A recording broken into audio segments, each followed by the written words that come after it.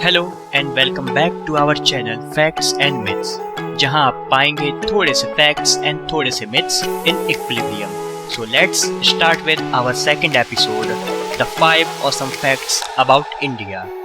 दोस्तों, बचपन से लेके अभी तक में हमने कई सारी हॉलीवुड मूवीज देखी हैं, जहां पर हम देखते आ रहे हैं कि जो मेन प्रोटैगनिस्ट है वो उनके पास खुद का सीक्रेट बेस होता है। वो लोग वहां पे बैठ के अपनी वॉर स्ट्रेटजी तैयार करते हैं ताकि वो आगे इनिशिएट कर सके। लेकिन क्या आप जानते हैं कि हमारे देश भारत के पास भी खुद के ऐसे कई सारे मिलिट्री बेसेस हैं, जिनमें से एक नया जो बेस है वो एक सीक्रेट बेस है और वो अभी अंडर डेवलपमेंट में है। अल जजीरा ने दावा किया है ये उत्तरी अगालेगा द्वीप पर, जो 1100 किलोमीटर दूर है मॉरिशस से, वहां पर इसका निर्माण किया जा रहा है और ये बहुत ही ज्यादा हाईटेक तरीके से प्रिपेयर किया जा रहा है। सुदूर द्वीप होने की वजह से वहां पे एक हवाई अड्डा, बंदरगाह और एक कम्युनिकेशन सेंटर डेवलप किया जा रहा है। जो अल जजीरा है उसने अपनी रिपोर्ट में दावा किया है कि भारत सरकार ने करीब $250 मिलियन का इसमें निवेश किया हुआ है। आपको इसकी कुछ खासियतें बताएं तो अल जजीरा ने ही बताया है, इस सूने द्वीप पर भारत करीब 3 किलोमीटर लंबे रनवे का निर्माण कर रहा है, जो एक फाइटर एयरक्राफ्ट के लिए काफी ज्यादा है। वहीं इस द्वीप के साथ भारत कई जेट सुविधाएं भी विकसित कर रहा है और अनुमान है कि इंडियन आर्मी यहीं से अपने सारे ऑपरेशंस को अंजाम दे पाएगी।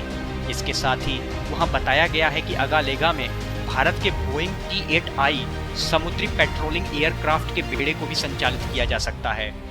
आपको बता दें कि बोइंग 737 यात्री विमान के नक्शे पर बना T-8 विमान एक अत्याधुनिक समुद्री गश्ती विमान है, यानी कि एक पेट्रोलिंग एयरक्राफ्ट है, जिसे एंटी सबमरीन वॉर, जमीन पर युद्ध के साथ साथ खुफिया निगरानी और सर्विलांस के लिए भी इस्तेमाल किया जा सकता है। और इसमें ऐसे सेंसर्स लगे हुए हैं जिसकी वजह से रडार भी इनको कैच नहीं कर पाते। तो था ना ये एक ऑसम फैक्ट। तो चलिए अब बढ़ते हैं फैक्ट नंबर 2 की तरफ। कुंभ। हम सभी ने पहले से ही देखा है और जाना भी है, जो भारत है वहां पे कई सारे रिलीजियस कल्चर्स का कॉम्बिनेशन है और उसी में से एक है महाकुंभ। महाकुंभ जो मेला होता है वहां का जमावड़ा इतना बड़ा होता है कि इसे अंतरिक्ष से भी देखा जा सकता है। सबसे पहले कुंभ में नागा साधु स्नान करते हैं और धर्म के रक्षक होने के नाते इन नागा साधुओं को पहले स्नान का अवसर दिया जाता है। कुंभ लगने पर जो नदी का जल स्तर है वो अपने आप बढ़ जाता है। मान्यता है कि देवी देवता इस जल में प्रवेश करते हैं, इस वजह से ऐसा होता है। कुंभ का आयोजन 4 जगहों पर होता है, प्रयागराज, हरिद्वार, उज्जैन और नासिक। और अर्ध कुंभ केवल 2 स्थानों प्रयाग और हरिद्वार में ही लगता है। और जो महाकुंभ है वो 144 साल के बाद आयोजित होता है, जो केवल प्रयागराज में लगता है। तो था ये एक ऑसम फैक्ट अबाउट इंडिया। चलिए बढ़ते हैं फैक्ट नंबर 3 पर। तैरता हुआ पोस्ट ऑफिस। जी हाँ, भारत में आज भी जो डाक का सबसे बड़ा नेटवर्क है।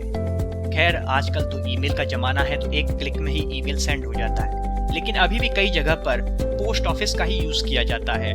और आपको एक चीज और बता दें कि जो दुनिया का सबसे ऊंचा पोस्ट ऑफिस है वो भी भारत के ही पास है, और जो तैरता हुआ पोस्ट ऑफिस है वो भी भारत के पास है। और ये तैरते हुए पोस्ट ऑफिस की जो शुरुआत थी वो सन 2011 में हुई थी और ये श्रीनगर के डल झील में स्थित है। तो ये था एक fact about the post office. So चलिए बढ़ते हैं फैक्ट नंबर 4 की तरफ। शिमला।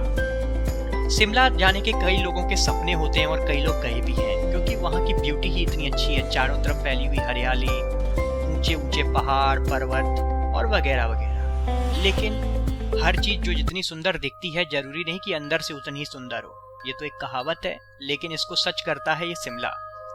जानते हैं शिमला के कालका रोड पर स्थित टनल नंबर 103 को हॉन्टेड माना जाता है।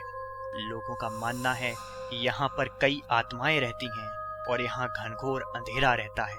आपको बता दें कि वहां जब आप जाएंगे तो आपको ऐसा लगेगा कि कोई आपके कानों के पास में थोड़ी थोड़ी आवाज में बात कर रहा है। कई बार लोगों ने यहाँ एक औरत की आत्मा को टहलते हुए भी देखा है। और टनल नंबर 103 ही नहीं, कालका से शिमला तक जाने वाले रेल रूट, जो जहां से सारी टनल मिलती हैं, लेकिन उनमें से एक और टनल है जिसका नाम है टनल नंबर 33। कहा जाता है कि इस टनल में आज भी उस इंजीनियर की आत्मा का वास है जिसने टनल के ठीक सामने आत्महत्या कर ली थी। खैर इंजीनियर तो हर चीज में आगे हैं, तो भूतों से क्यों पीछे रह जाएं। इस टनल का नाम है दी बरोग टनल, जिसे टनल नंबर 33 भी कहते हैं। ये 1143 मीटर लंबी टनल है और जो कालका शिमला मार्ग पर बरोग रेलवे स्टेशन के पास स्थित है। इसका निर्माण 20वीं सदी में हुआ था। तो ये था एक फैक्ट अबाउट द शिमला। चलिए बढ़ते हैं फैक्ट नंबर 5 की तरफ। Secret weapon. जी हाँ, भारत कोई आम देश थोड़ी है। यहाँ पे अभी भी ऐसे ऐसे खतरनाक हथियारों के ऊपर रिसर्च चल रही है जो दुश्मन देश के जो जंगी जहाज और विमान है उनको चंद मिनटों में ध्वस्त कर सकते हैं। उन्हीं में से एक है प्रोजेक्ट काली। काली भारत का एक बहुत ही महाशक्तिशाली खतरनाक हथियार है जो कि दुश्मन के किसी भी हमले को नाकाम कर सकता है। इसके सामने बड़े से बड़े टैंक और हाईटेक एयरक्राफ्ट भी फेल हैं। यह मिसाइलों, लड़ाकू विमान के अलावा जितने भी वेपन से भरे हुए ड्रोन हैं उनको भी सैटेलाइट के थ्रू ही खत्म कर देता है। इसमें एक शक्तिशाली इलेक्ट्रोमैग्नेटिक वेव का यूज किया जाता है जिसके कांटेक्ट में आते ही हर एक इलेक्ट्रिक वेपन जो है वो काम करना बंद कर देता है। और इसी तरह दूसरा है द प्रोजेक्ट स्वॉर्म। जंग के बदलते दौर में सशस्त्र ड्रोनों की अहमियत देखते हुए भारत ने अपनी स्वॉर्म ड्रोन आर्मी तैयार की है।